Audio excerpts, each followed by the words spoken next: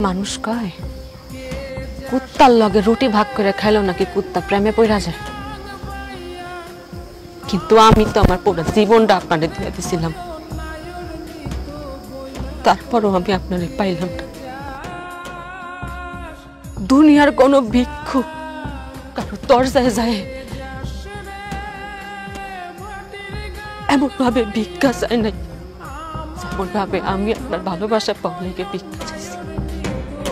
দুনিয়ার কোনো মানুষ তার জীবন হারানোর ভয়ে হাউ মাউ কইরা কাঁদে নাই যতটা আপনারে হারানোর ভয়ে আমি হাউ মাউ কইরা উঠছি। দুনিয়ার কোনো ক্ষুধার্ত ব্যক্তি তার ক্ষুধা সারানোর জন্য খাবার পাওয়ার লেগে নত হয় না যতটা আপনার ভালোবাসা পাওয়ার লেগে আমি নত হয়েছি। দুনিয়ার কোন নিঃসন্তান বা তার সন্তান পাওয়ার লেগে মসজিদে মাজারে যায় কপাল ঠেকায় নেই যতটা আপনারে পাওয়ার লেগে আমি কপাল ঠেকাইছি। বেকার দুনিয়ার কোন বেকার যুবক চাকরি পাওয়ার জন্য এতটা হাতে নাই যেমনটা আপনার পাওয়ার লেগে আমি তরিকা বের করছি। দুনিয়ার বেবাক মানুষ বুঝলো যে আপনার আমার লাগবেই লাগবে, খালি আপনি মানুষটা বুঝলেন না।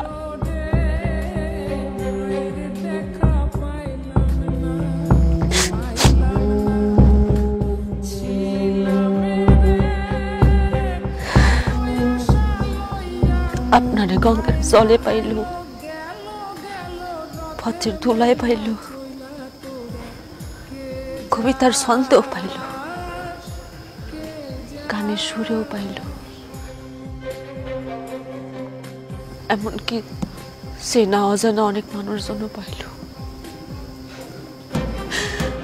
খালি আমি তো আপনার কাছে আকতি বিনোদন কইরা হবে আপনারে পাই নাই।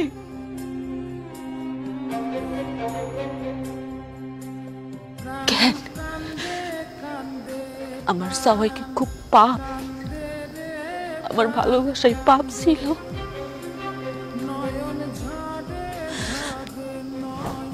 একটা কথা জানেন, আমি মসজিদে লেখা দেখছি, মসজিদে লেখা আছে জান্নাত মিলে, মন্দিরে লেখা আছে মঙ্গল মিলে,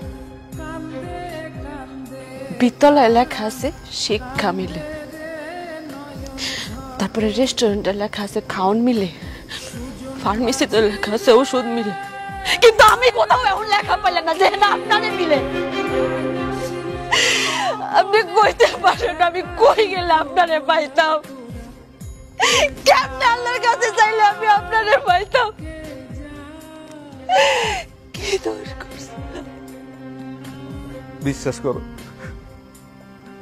আমার মা আর আমি আমাকে ভুল বুঝতে পারছি।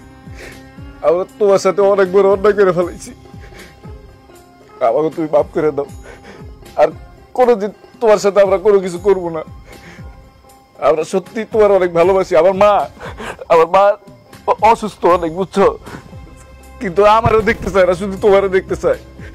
সে তার ভুল বুঝতে পারছে। চলো তুমি আমার মাফ করে দাও, চলো আমার সাথে।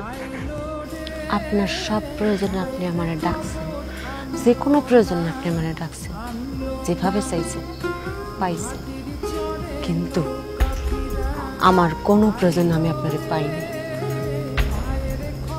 আজকে আপনিও আমারে পাবেন না।